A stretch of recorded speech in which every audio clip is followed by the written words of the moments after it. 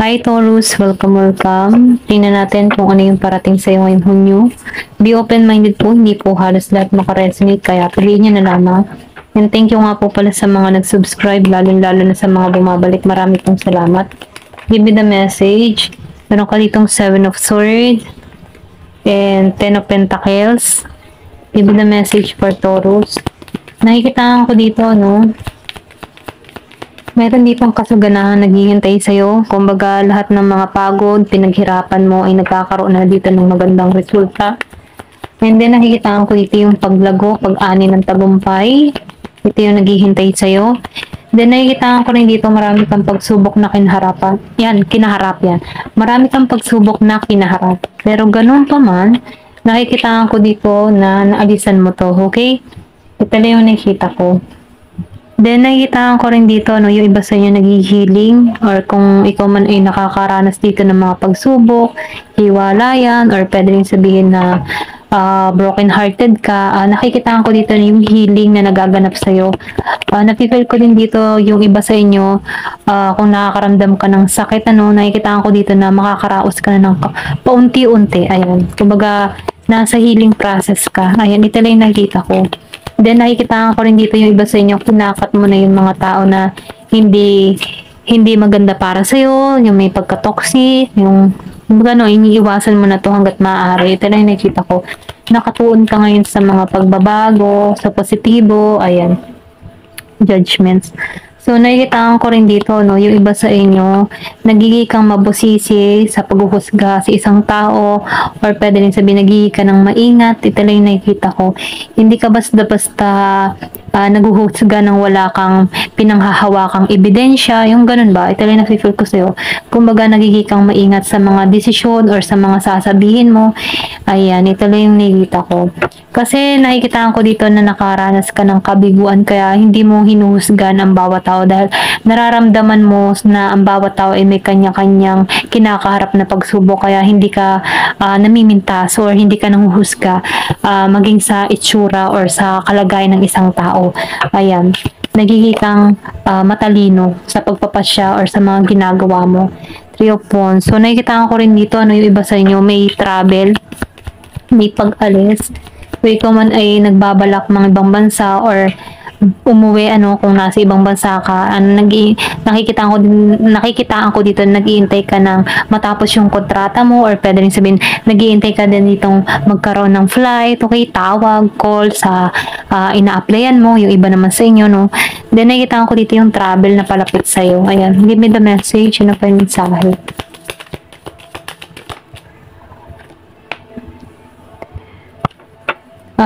Yung iba, nakikita ko dito na meron kang mga inaaral, nagiging kang mabusisi. Ikaw yung tipo ng tao na energetic, malakas ang loob, and punong-puno ng pag-asa. So, nakikita ko dito, naghihintay ka lang ng oras. Pwede rin yung tawag, meron kang iniintay tawag. Iba sa inyo, dokumento, or pwede rin sabihin, meron kang iniintay na sulat, package, ayan. 9 of Wands. So, nakikita ko dito na marami kang kinaharap na pagsubok sa iyong buhay, pero nakatayo ka pa rin, naninindigan ka pa rin, okay?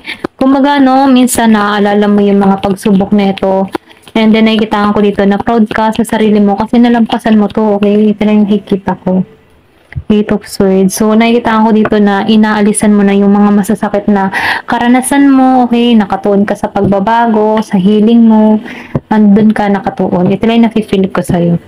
Ayan, tingnan pa natin, give me the message, ano pa yung mensahe sa'yo. Ayan, tumalsik to. So, meron ka ditong ear, meron ka magandang balita na maririnig. Meron ditong elephant. So, nakikita ko dito yung paglalakbay. So, confirmation, yung iba sa inyo naghihintay ng travel.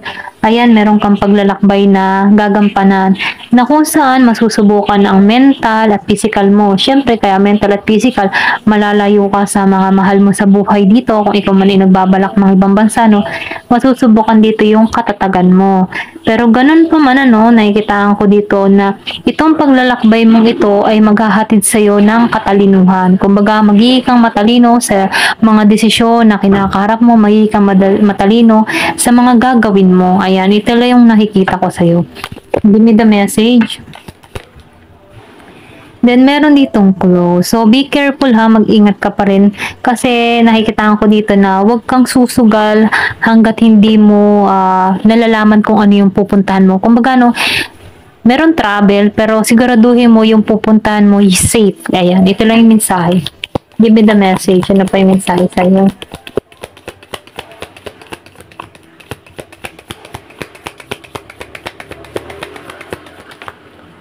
Meron ditong dolphin. So, nakikita ko dito yung iba sa inyo makakaranas or madadagdagan ng iyong sahod or madadagdagan ng iyong kaperahan, okay? Or pwede rin sabihin magkakaroon ka dito ng extra work na kung saan may paglago sa'yo. Ito lang yung nakikita ko. Kumbaga na yung mga pinaghirapan mo sa nakaraan, nakikita ko dito na unti-unti nang lumalago. Ayan. Give me the message. Meron ditong stork. So, meron ditong magbubuntis or meron ditong humihiling Meron din ditong business opportunity sa'yo. Kung naghahanap ka ng business or nagpaplano ka mag-business, meron ditong parating na oportunidad sa'yo. Then, yung iba naman sa inyo may pagbubuntis. Meron ditong bull. So, sinasabihan ka na dito na huwag ka nang babalik pa sa nakaraan kasi naalisan mo na to eh. Kung meron kang masakit na karanasan sa nakaraan, hayaan mo na yun sa nakaraan. Kumbaga, magpatuloy kasi hinaharap dahil meron ditong maganda na naghihintay sa'yo. Kumbaga, yung nakaraan, tapos na yun at yung nakaraan na yun, yun yung nagtula kung bakit nagiging kang mapalad sa iyong sitwasyon at kung bakit nagiging kang matatag sa panahon ngayon. Okay? Give me the message. Ano pa yung mensahe?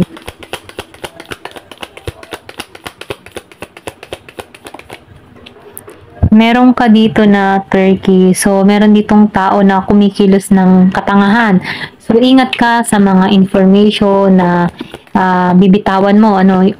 Once na meron dito nagtatanong sa'yo or estranghero, basta magtitiwala. Ingat ka sa mga pagkakatiwalaan mo. Ayan. Excuse me. Then, yung iba naman sa inyo, meron ka ditong mamimit na estranghero.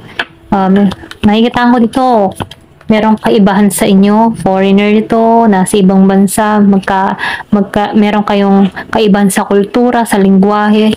Ito lang yung nakikita ko. Pero itong tao nito ay magiging importante sa buhay mo. Ayan. Meron ka ditong exalt, tagumpay yung naghihintay sa'yo. Yung mga plano mo, yung mga pinaghirapan mo, ay siguradong tagumpay ang hatid nito. Then, shield. So, nakikita ko dito na kailangan mong depensahan yung sarili mo, Kumbaga, wag mo nga hayaan yung mga tao na kaya-kayanin ka. Kumbaga, kailangan lagi mong protektahan ang sarili mo. Kasi ikaw lang din talaga magtatanggol sa sarili mo. Once na yung mga, for example, yung mga binubuli, ganyan, huwag mong hayaan na bulihin ka. Kasi once na binuli ka, masasani yan eh. Kaya, may naman hanggat maaga pa, magsalita ka na ipagtanggol ang sarili mo. Ayan. Meron ditong butterfly. So, nakikita ko dito yung pagbabago na parating sa'yo na kung saan ito yung pagbabago na merong magandang hatid para sa'yo. Ayan. Merong happiness.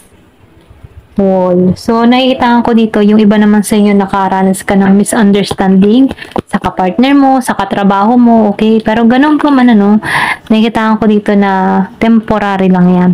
So, meron dito nag-iintay sa iyong kasaganahan. Kumbaga, nakikita ko din dito na kung ikaw yung tipo ng tao na marami ka, yung ba tipo nag-iipon ka ng mga gamit na may value, may halaga, investment, mga ganyan. Nakikita ko dito na mas lalago pa ito.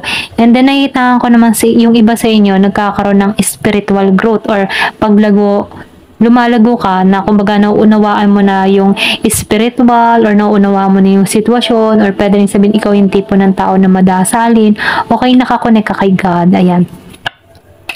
Give me the message. Ano pa yung mensahe?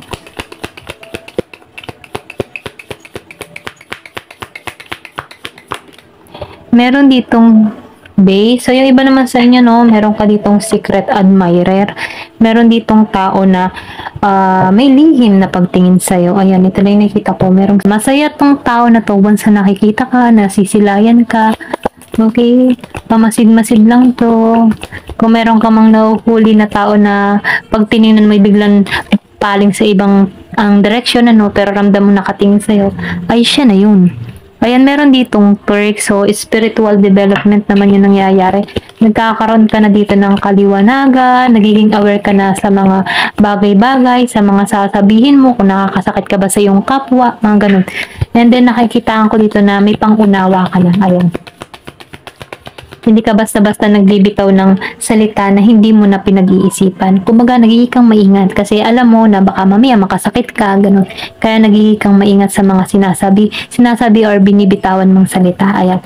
Meron itong crown. So, nakikita ko dito na maraming may respeto sa'yo, humahanga sa'yo. Okay? Or pwede rin sabihin ito yung ma-receive mo, yung respeto. Kumbaga, maraming, kumbaga, no, once na nakikita ka ng tao or pwede sabihin na once na unang kilala sa'yo, may respect agad yung mga tao na kakausap mo sa'yo. Okay. Sa attitude na pinakikita mo. Ayan. Vine. So, meron itong vine. Nakikita ko dito na kung ikaw man yung tipo ng tao na meron kang hinahanap na information, matatagpuan mo to. Okay? Give me more information. So, meron ditong someone is trying to come between you and a friends or something you want. Kumbaga, no, meron ditong tao na pumapagitna sa inyo. Yung tipo na inaagaw niya kung ano yung meron ka, maging sa kaibigan mo, mga ganun ba? Kumbaga, no, kung ano yung meron ka, gusto niya meron din siya nun, ganyan. Kung may kilala ka mang ganun, ano, meron kang ganun sa paligid mo. Ayan. Flag. So, sinasabihan ka dito, wag mo nang ibaba yung standard mo, okay? Kumbaga, kung nasa mataas, kung ikaw ngayon ay high standard na yung hinahanap mo, panatilihin mo yun, ano? Wag mo nang ibaba yung sarili mo. Meron ditong fire.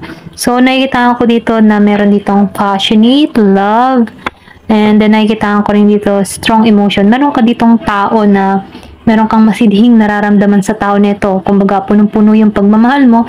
And then, meron ka ding galit dito. Kumbaga, nagtatalo yung love and hate. Yan. Ito lang yung nakikita ko. Give me the message. Ano pa yung mensahe? Meron ako nakikita 2020. So, meron ditong tortoise. So, nakikita ko dito na slowly but surely getting ahead. Kumbaga, no, sinasabihan ka dito, okay lang kahit maging mabagal ka, pero pagdating sa huli, tagumpay naman at sigurado iyon, okay? Kumbaga, no, wag ka masyadong magmadali sa buhay mo. Okay lang na be patient. Kumbaga, tinuturuan ka ditong be patient. Okay lang medyo mabagal kahit hindi mo pa na-achieve yung mga goal mo or mga pangarap mo or relasyon mo na gusto mo, no? Okay lang na medyo mabagal. Dahil sa bandang huli, ma-achieve mo to kung ano yung nais mo, okay? Sigurado pa. Ayan, ito lang yung nakikita ko. Thank you for watching. Love and peace.